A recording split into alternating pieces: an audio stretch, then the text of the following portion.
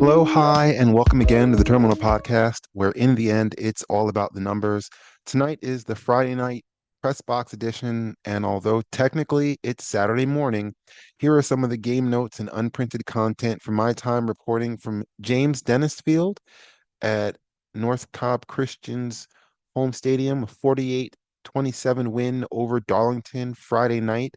You can read the full game story in the Cobb Football Friday section of the Marietta Daily Journal. That's mdjonline.com. The best high school football coverage in Cobb County and across the metro Atlanta area. Once again, that's Cobb Football Friday at mdjonline.com. But of course, you already knew that. What you didn't know was this game was a blowout, so to speak, but it was a lot closer than it appears with that scoreline of 48-27. Um, there was a lot going on, but the one thing that was apparent throughout was the North Cobb Christian offensive line. The Eagles front five, front seven is apparently what it comes out to be. They dominated this game, and that's in the story. And what I wasn't able to do is what the coach asked. So here it is. So amazing group of kids. There's no one for they have fun every day.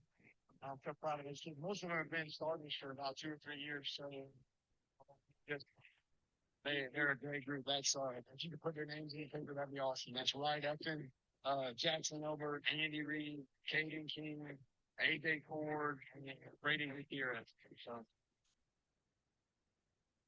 I wasn't able to get all of their names into the paper. I did speak with Andy Reid after, and he was it wasn't interesting, but he was just dominant. They were really pushing people around in the middle of the field. I was trying to see. No, I pretty much used all the quotes from him, but he's one of the many players, especially on that offensive line, that was part of this Eagles team that last year, for those that didn't know, reached the final four of the GHSA private.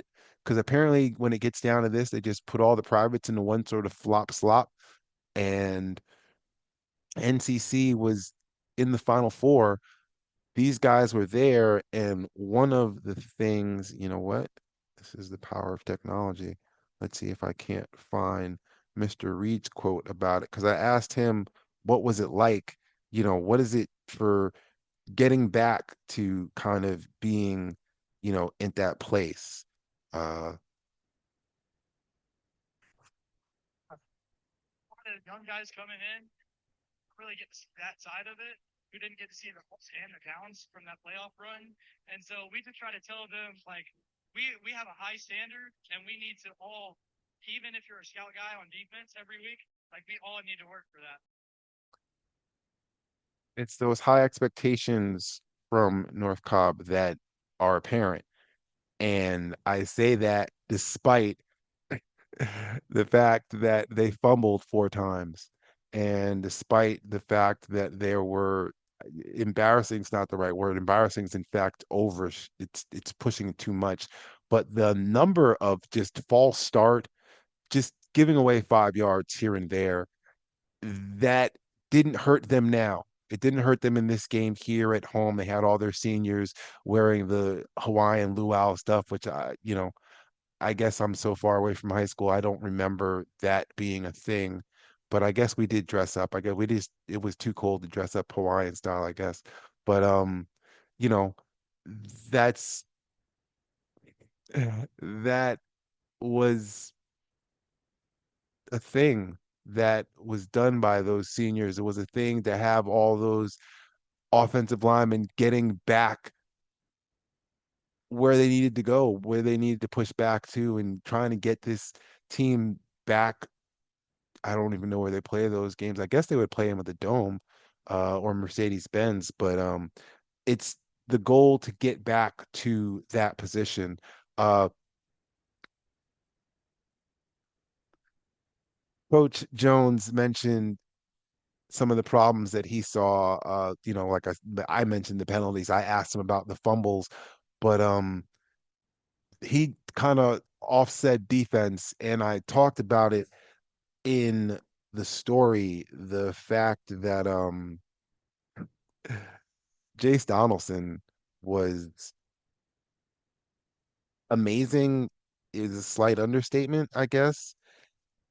Speaking with Coach Groves of Darlington, he informed me that Jace, Jayce, was the region athlete of the year for their region last year. He ran the 200 meters in 21.9 seconds, which is fast. I want to say Michael Johnson ran in like 2014 or something like that. And that's like the world record. It was the world record way back when Michael Johnson ran it, which I want to say is 94. Is that those Olympics around that time? Maybe it's 96, and that would be the Atlanta Olympics. But I'm talking speed because he showed it off. As simple as that. The first the first series, North Cobb Christian comes out, and I'm talking about the offensive line because they just pushed them back. Just we're just gonna push you back and push you back and push you back.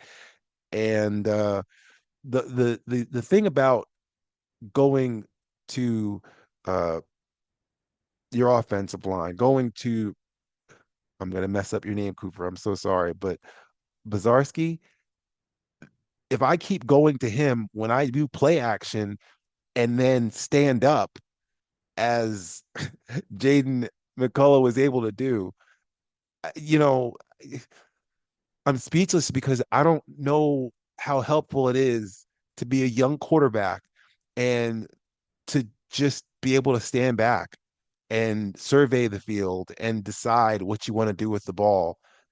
And that's what he was able to do.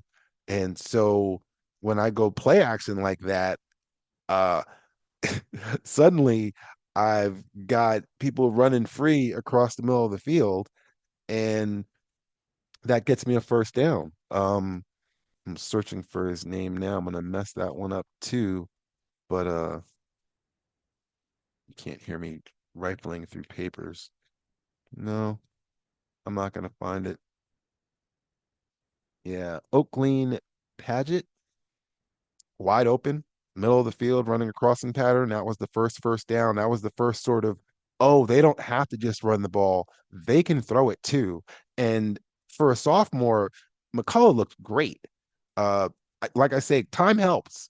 Time helps any quarterback. But if he gets this time, he's going to sit back there and they're going to find people because they go one back set, three wide, a tight end who's not a traditional tight end. He's this is private school, so he's a 5'9", 5'10".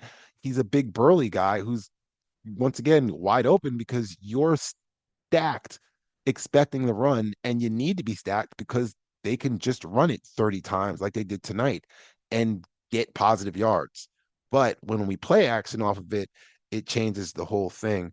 Um, yeah, it changes everything. But North Cobb is going to be right there. I mean, I haven't seen enough private schools to be able to say, this so and so school is going to be able to play well against them. But if that's the offensive line that was able to push people around last year, so much so that their quarterback and running back have both transferred to other Cobb schools, because apparently the transfer portal has moved to high school sports as well, which I'm certain there are others who are like, yeah, no, we know that and certain, but it's not something that should be that knowledgeable. It shouldn't be like, oh, this is what happens. Because are we really, do we really want high school football to be similar to college football? I know we want college football to be similar to the NFL, but either way, the line that got those two kids their transfers is the same line that it's opening holes for number two, and is leaving space for McCullough to kind of sit back and decide what he wants to do. If that's the case, North Cobb Christian offensively is going to be there. Defense is a whole different side because maybe it's just Donaldson's speed that is rare when it comes to private, but defensively speaking, there are gaps, there are holes there that they're going to have to figure out something to do. But you know, granted, this is Darlington running an option offense and option offense. It was interesting because they ran it. They had the backs set up as almost like slot backs, right behind, kind of a step behind their tackles, and then had a one back set there, but we're having people in motion and movement and stuff like that. I guess I think option, I think I want to see the quarterback and I want to see, a fullback I want to see two and three backs behind the line of scrimmage, not lined up super close and then a lot of movement, just because it ends up where, like I saw this a couple times where there the line didn't move enough. So therefore, when the quarterback handed the ball off, there was an NCC Eagle defender waiting for him, and they don't go anywhere. Uh, you know, but this is my 20th century mindset watching a 21st century option that wasn't able to take advantage of four Eagle fumbles. And that's another question I did ask. And like I said earlier, I wasn't able to get off to use an answer that was, well, I did. I played it just before. It's one of the mistakes that was made. And, it's the kind of thing that once again, you'd rather see it now is really what it comes down to. You don't want to see it in a couple months because in a couple months, that's the kind of stuff that will send you home. I will like to say I did like the senior section behind me chanting "Start the bus," because that's you get even if it's 50 to 100 kids, if they're chanting start the bus," that's good stuff. Yeah, let me see if I can't find it here. Oh, here we go. This block with the finance defensive. We're gonna They are going to do better. I foresee that.